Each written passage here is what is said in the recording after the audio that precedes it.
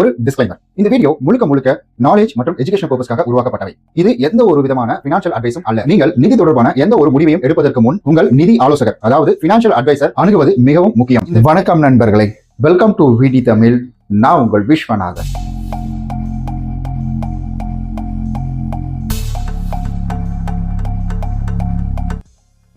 Credit card, personal loan, இது பாவங்கள்னு கூட சொல்லிடலாம். கிரெடிட் கார்டு வரமா சாபமா, பர்சனல் லோனு எதுக்கு இது வரமா சாபமா அப்படின்றதான் இதனுடைய தலைப்பு. இதுல நிறைய விஷயங்கள் சொல்ல போறேன். இன்ட்ரெஸ்டிங்கா இருக்கு இந்த வீடியோ, ரொம்ப விழிப்புணர்வோடு இருக்கும். ஒரு எக்ஸாம்பிள் சொல்றேனே, நம்ம ஒரு மொபைல் வாங்குறோம். அந்த மொபைல் வாங்கும் பொழுது இந்த மொபைல் எதுக்கு பயன்படுத்துறோம்? நம்ம வந்து ஃபோன் பேசுறதுக்கு பயன்படுத்துறோம், வீடியோ எடுக்கிறதுக்கு பயன்படுத்துறோம், கேம் விளையாடுறதுக்கு பயன்படுத்துறோம், படம் பார்க்கறதுக்கு பயன்படுத்துறோம், என்னென்ன விஷயங்களுக்கு பயன்படுத்துறோம். மெயில் யூஸ் பண்ணிக்கிறோம், வாட்ஸ்அப் யூஸ் பண்ணிக்கிறோம், இந்த மாதிரி நிறைய விஷயங்களுக்கு பயன்படுத்துறோம். இது எல்லாமே நமக்கு தெரியும். நம்ம இந்த ஃபோனை கீழே போட்டா டிஸ்பிளே உடஞ்சிடும்னு தெரியும். தண்ணியில போட்டா இந்த ஃபோன் ஒர்க் ஆகாம போயிடும், டோட்டலா காலி ஆயிடும் அப்படின்ற விழிப்புணர்வு நமக்கு இருக்கு. ஆனா ஒரு கிரெடிட் கார்டை எதுக்கு வாங்குறோன்ற விழிப்புணர்வு நமக்கு இருக்கா? அந்த கிரெடிட் கார்டை எப்படி பயன்படுத்தணும் அப்படின்ற விழிப்புணர்வு இருக்கா? ஒரு பர்சனல் லோன் எடுக்கிறோம்னா அந்த பர்சனல் லோனை எதுக்கு எடுக்கிறோம்? நம்ம ஹோம் லோன் எடுக்கிறோம்னா நமக்கு தெரியும், ஹோம் லோன் வீட்டுக்காக எடுக்கிறோம். அவன் டைரக்டா வீட்டை வந்து வாங்கி கொடுத்துருவான், அவ்வளவுதான், பொருளா நம்ம கையில இருக்கும். ஆனா இந்த கிரெடிட் கார்டு, பர்சனல் லோன் இதெல்லாம் பார்த்த உடனே பயப்படுறதுக்கான காரணம் என்னன்னா இதுதான். அதாவது லோன் அப்படின்றது நம்மளுடைய வணிகத்தை பெருக்கிக்கிறதுக்காக மட்டும்தான். ஆனா இங்க லோன் அப்படின்றது எப்படி ஆயிப்போச்சுன்னா, என்னுடைய அன்றாட தேவைகளை பூர்த்தி செஞ்சுக்கிறதுக்காக. நான் ஒரு ஃபோன் வாங்குறேன், ஓகே, உங்களுக்கு தேவை இருக்கு வாங்குறீங்க, அது வேற விஷயம். ஆனா நான் ஒரு கிராசரி ஐட்டம் வாங்குறேன், அதுக்கு என் கிரெடிட் கார்டை பயன்படுத்துவேன். நான் ஒரு ஹோட்டல் போறேன், அதுக்கு என் கிரெடிட் கார்டை பயன்படுத்துவேன். நான் பெட்ரோல் அடிக்கிறேன், அதுக்கு என் கிரெடிட் கார்டை பயன்படுத்துவேன் அப்படின்ற ஒரு மனப்பான்மை அப்படின்றது தொடர்ந்து இருக்குது. அப்ப இதெல்லாம் பண்றதுனால தப்பா அப்படின்னு கேட்டீங்கன்னா தப்பெல்லாம் கிடையாதுங்க.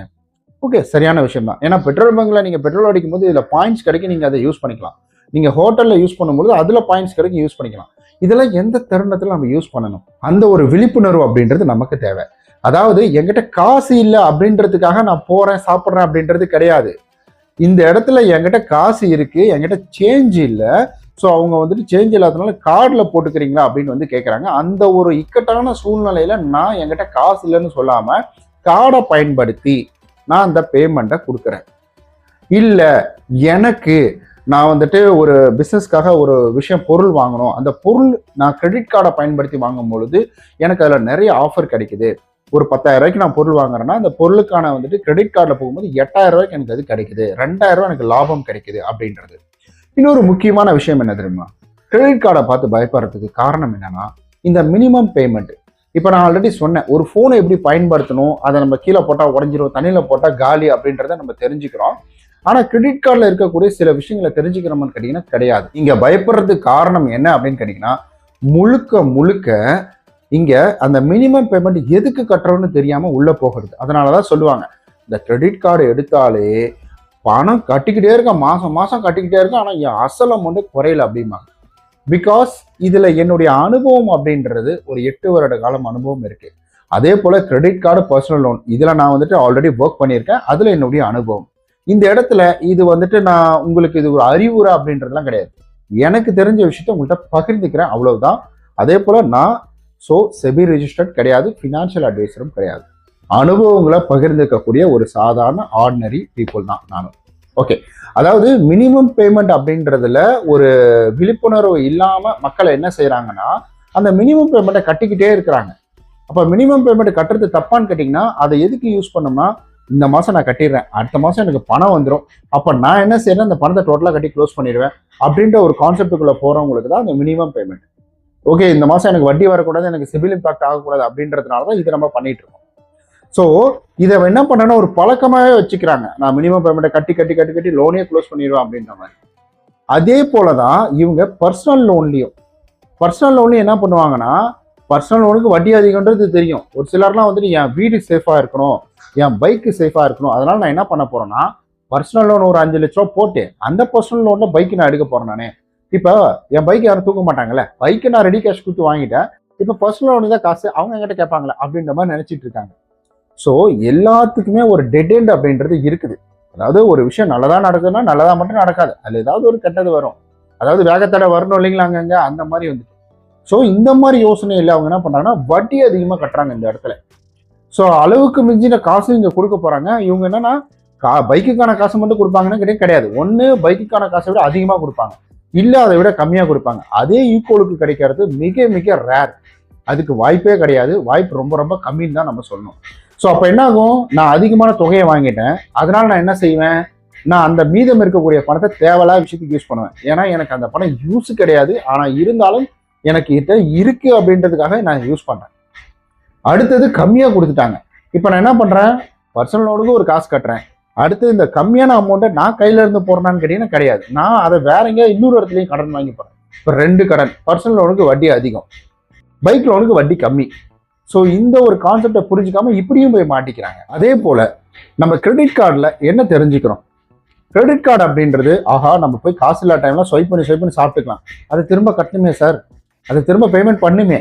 நம்ம அதில் என்ன தெரிஞ்சுக்கிறோம், கிரெடிட் கார்டை எதுக்கு பயன்படுத்தணும், ஒரு தேவைக்காக மட்டும்தான் பயன்படுத்தணும், நமக்கு இருக்கு அப்படின்றதுக்காக பயன்படுத்தக்கூடாது. முதல்ல ஃபினான்ஷியலை நம்ம வந்துட்டு நார்மலாகவே வீட்டில இருந்து நம்ம அம்மா அப்பா சொல்லி கொடுத்துருப்பாங்க. அதாவது தேவையில்லாமல் கடையில் வாங்கி சாப்பிடாத, தேவையில்லாத உணவுகளை பண்ணாத, தேவையில்லாமல் கடன் வாங்காத, கடன் வாங்காமல் வாழணும் அப்படின்ற ஒரு விஷயத்த சொல்லிக்கிட்டே இருப்பாங்க. நான் தான் கடைக்காரன் ஆயிட்டேன், என் புள்ள அந்த மாதிரி ஆகக்கூடாது அப்படின்னு சொல்லிட்டு அந்த புள்ள வந்து நல்லா இருக்கணும் அப்படின்றதுக்காக அவங்க ஒரு கடனை வாங்கி தான் படிக்க வைப்பாங்க. ஸோ என் வாழ்க்கை முடிஞ்சிருச்சு, அப்போ என் புள்ள வாழ்க்கையா நல்லா இருக்கும், அப்போ கடன் இல்லாத லைஃப் எப்படி இருக்கும், ரொம்ப பியூரா ஹாப்பியா இருக்கும்.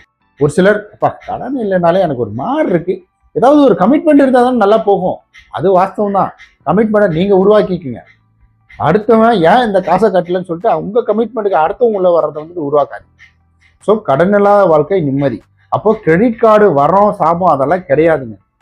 கிரெடிட் கார்டு பாவங்களே கிடையாது. இங்க மற்றவர்கள் வச்சிருக்கிறாங்க அப்படின்ற கௌரவத்துக்காக வாங்கக்கூடியவங்க இங்க நிறைய பேர் இருக்கிறாங்க.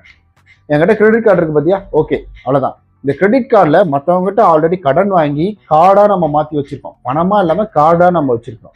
அதை நம்ம முதல்ல புரிஞ்சுக்கணும். அதுதான் ஆனுவல் சார்ஜஸ்ன்னு போடுறாங்க. இப்ப நாட்கள் போக போக, வருடங்கள் போக போக நிறைய காம்படிஷன் வர வர இந்த ஆனுவல் ஃபீஸை கூட இல்லைன்னு வந்து சொல்றாங்க, ஒரு சில சொல்றாங்க. பட் எக்ஸாக்ட்லா தெரியல, அவங்களுடைய டேர்ம்ஸ் அண்ட் கண்டிஷன் படிச்சாதான் இது கம்ப்ளீட்டா இல்லையா, லைஃப் லாங் இல்லையா, இல்லை வந்துட்டு அந்த ஒரு வருஷத்துக்கு மட்டும் இல்லையா அப்படின்றது தெரியும். ஸோ கிரெடிட் கார்டை சும்மா வாங்கி வச்சுட்டு இருந்தவர் அவருக்கு எவ்வளோ தரமா சார்ஜஸ் வந்துச்சு, சும்மா வீட்டில் யூஸ் பண்ணாமல் வச்சுட்டு இருந்தவருக்கு 14,000 ரூபா வந்துச்சு. ஸோ வட்டி காசு, அதாவது லேட் பேமெண்ட் இந்த மாதிரிலாம் போட்டு 14,000 ரூபா கிட்ட வந்திருக்கு. சும்மா வீட்டில் வச்சுட்டு இருந்தவருக்கு எப்படி வரும்? ஸோ ஒருத்தர்கிட்ட கடனை வாங்கி வீட்டில் வச்சிருக்காரு, அதுக்கு சார்ஜஸ் அப்படின்றது மாதம் 500 ரூபா போகிறாங்க, கார்டுக்கான சார்ஜஸ் அப்படின்றது. அந்த மாதம் 500 ரூபாய் இவர் கட்டவே இல்லை. நான் தான் கார்டை யூஸ் பண்ணல, கார்டு யூஸ் பண்ண தானே கட்டுவேன் அப்படின்னு விட்டுட்டாரு. இவருக்கு ஃபோன் வந்திருக்கு, ஃபோன் வந்த உடனே அந்த ஃபோனை அட்டன் பண்ணி பேசிட்டு ஏங்க நானே யூஸ் பண்ணல, என்ன லூஸ் மாதிரி பேசுறீங்கன்னு சொல்லி ஃபோனை கட் பண்ணி விட்டுட்டாரு. அதுக்கப்புறம் ஒரு 2 வருஷம் கழிச்சு அது என்கிட்ட வருது. என்கிட்ட வரக்குள்ள நான் பார்க்குறேன், எடுத்து பார்க்குறேன், என்ன பேமெண்ட்டே இவர் எடுக்கவே இல்லை, விட்ராவல் லிஸ்ட் எதுவுமே இல்லை, கார்டை யூஸே பண்ண, அப்புறம் எப்படி இவருக்கு வந்திருக்குன்னு சொல்லிட்டு டோட்டல் டிரான்சாக்ஷன் எடுக்கிறேன். டோட்டல் டிரான்சாக்ஷன் எடுத்த உடனே பார்த்தீங்கன்னா டோட்டலாக லிஸ்ட் வருது. அதாவது இயர்லி மட்டும் 2 வருஷம் 3 வருஷம் 4 வருஷம் இந்த மாதிரி இயர்லி மட்டும் இவர் கட்டாமட்டு இருக்காரு, அதாவது கார்டுக்கான சார்ஜஸை கொடுக்காமட்டு இருக்காரு. ஸோ அதில் என்ன பண்ணிட்டாங்கன்னா அதை ஒரு விட்ராவல் கணக்காக வச்சுக்கிட்டு அதில் ஒரு லேட் பேமெண்ட் சார்ஜஸ் பெனால்ட்டி இதெல்லாம் போட்டு விட்டாங்க. ஸோ கிரெடிட் கார்டை பொறுத்த வரைக்கும் நீங்கள் ஒரு அமௌண்ட் வந்துட்டு 1 லட்ச ரூபா எடுத்திருக்கீங்க அப்படின்னா நீங்கள் அதில் 90,000 கட்டிட்டீங்க அப்படின்ற பட்சத்துலையும் ஸோ அது அந்த 1 லட்ச ரூபாய்க்கான லேட் பேமெண்ட்டு வட்டி இதை தான் போடுமே தவிர அது நீங்கள் வந்து 90,000 கட்டிட்டீங்க வெறும் 10,000க்கு மட்டும் தான் போடும் அப்படின்ற மாதிரி போடாது. ஸோ தயவு செஞ்சு இதை புரிஞ்சுக்கோங்க. ஒரு கார்டை நம்ம வாங்குறது பிரச்சனை இல்லை, அது எதுக்கெல்லாம் பயன்படுத்தலாம் அப்படின்றத தெரிஞ்சுக்கணும். அவங்க இந்த கார்டில் இருக்கக்கூடிய ப்ளஸ்ஸை மட்டும் தான் சொல்லுவாங்க. சார் நீங்கள் இங்கே யூஸ் பண்ணுங்க, அதாவது வந்துட்டு உங்களுக்கு பாயிண்ட்ஸ் கிடைக்கும், நீங்கள் ஹோட்டலில் யூஸ் பண்ணுங்க, பெட்ரோல் பங்க் யூஸ் பண்ணுங்க, இங்கே பாயிண்ட் கிடைக்கும், அங்கே பாயிண்ட் கிடைக்கும், இந்த பாயிண்ட் இப்படி யூஸ் பண்ணலாம் அப்படின்னு சொல்லுவாங்க. ஆனால் சார் நீங்கள் கார்டை இப்படி யூஸ் பண்ணி பேமெண்ட் கட்டிங்கன்னா இங்கே லேட் பேமெண்ட் பெனால்ட்டி இதெல்லாம் வரும், உங்களுக்கு வந்துட்டு இந்த கார்டை சரியாக பயன்படுத்தலை, இதை நீங்கள் அப்படியே வச்சுக்கிட்டே இருக்கிறீங்க அப்படின்ற பட்சத்தில் வருஷத்துக்கு ஒரு தடவை சார்ஜஸ் வரும் அப்படின்ற மாதிரிலாம் சொல்ல மாட்டாங்க. பிகாஸ் அவங்களுடைய வேலை இதை சேல் பண்ணணும், ப்ளஸ்ஸை மட்டும்தான் சொல்லணும். ஆனால் ப்ளசன்ட் ரிவ்யூஸ் கொடுக்கறது தான் நம்மளுடைய வேலை. இதில் நல்லதும் இருக்குது கெட்டதும் இருக்குது. நம்ம வீட்டில் எப்படி அடிக்கடி இந்த ஒரு விஷயத்த நான் சொல்லிக்கிட்டே இருப்பேன், நம்ம வீட்டில் இருக்கக்கூடிய காய்கறி நறுக்கக்கூடிய பொருள், அந்த பொருளை வச்சு நம்ம காயப்படுத்திக்க முடியும், இல்லை மற்றவர்களுக்கு கூட நம்மளால காயப்படுத்திக்க முடியும். நம்ம அதை செய்ய மாட்டோம், காய்கறி நறுக்கிறதுக்கு மட்டும் தான் பயன்படுத்துவோம். ஏன்னா மற்றவர்களை காயப்படுத்துறது அப்படின்றது ஒரு தப்பான விஷயம், அதனால நம்ம தண்டனைக்கு உட்படுவோம் அப்படின்ற ஒரு விழிப்புணர்வு நமக்கு இருக்கு. அதே போலதான் ஒரு கார்டு வாங்குறோம், ஒரு லோன் வாங்குறோம், அது எதுக்கு வாங்குறோம், என்னத்துக்கு வாங்குறோம், யார்கிட்ட வாங்குறோம் அப்படின்ற ஒரு விழிப்புணர்வு இருக்கணும். நம்ம வாங்கினதுக்கு அப்புறம் இவர்களை இப்படி செஞ்சுட்டாங்க, இவர்களை இப்படி செஞ்சுட்டாங்க, இவங்க மேல தூக்கி பழிய போடுறதை விட அந்த பழிய ஒருத்தர் மேல நம்ம போட்டுட்டோம்னா அதனுடைய ரெஸ்பான்சிபிலிட்டியை நம்ம எடுத்துக்க மாட்டோம். ஸோ அதுதான் இங்க உளவியல் ரீதியா ஒரு உண்மையான ஒரு விஷயம். ஏன்னா என்னுடைய அனுபவம் எவ்வளவு பேரை பார்த்துருக்கேன், அந்த ஒரு அனுபவத்தெல்லாம் வச்சுதான் நான் உங்கள்கிட்ட இதை சொல்றேன். ஸோ இந்த பதிவு உங்களுக்கு ஒரு நல்ல ஒரு தெளிவை கொடுத்துருக்கோம் அப்படின்னு நான் நம்புறேன். ஸோ இந்த வீடியோ பிடிச்சிருந்தா லைக் அண்ட் சப்ஸ்கிரைப் பண்ணிக்கோங்க. ஒருவேளை financial related, credit card related உங்களுக்கு ஏதாவது இஷ்யூ போயிட்டு இருக்குன்னா நல்ல ஒரு ஃபினான்ஷியல் அட்வைசரை பார்த்து அவர் மூலியமா இதுல என்ன செய்யலாம், ஏது செய்யலாம் அப்படின்றத கேட்டுக்கோங்க. செபி ரிஜிஸ்டர்டை பார்த்து நீங்க கேட்டுக்கோங்க. நம்ம நாளைக்கு இது போல நல்ல பயனுள்ள இன்ட்ரெஸ்டிங்கான வீடியோவில் சந்திக்கலாம். அதுவரை உங்களுடன் விடைபெறுவது உங்கள் விஸ்வநாதன். பாய்.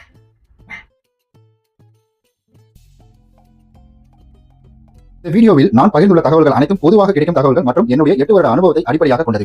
இது எந்த ஒரு வகையான பினான்சியல், லீகல் அல்லது இன்வெஸ்ட்மெண்ட் அட்வைஸ் அல்ல. நீங்கள் loan, EMI, NACH, ECS, e-mandate, home loan, business loan, personal loan, mortgage loan அல்லது பேங்கிங் அண்ட் ஃபைனான்ஸ் தொடர்பான முடிவுகளை எடுப்பதற்கு முன் ஒரு சர்டிஃபைடு பினான்சியல் அட்வைசர் அல்லது நிதி ஆலோசகரை அணுகி ஆலோசனை பெறுவது சிறந்தது. இந்த வீடியோ முழுக்க எஜுகேஷனல் அவேர்னஸ் பர்பஸ்க்காக மட்டுமே உருவாக்கப்பட்டது. இந்த வீடியோ பினான்சியல் அட்வைஸ் வீடியோ கிடையாது.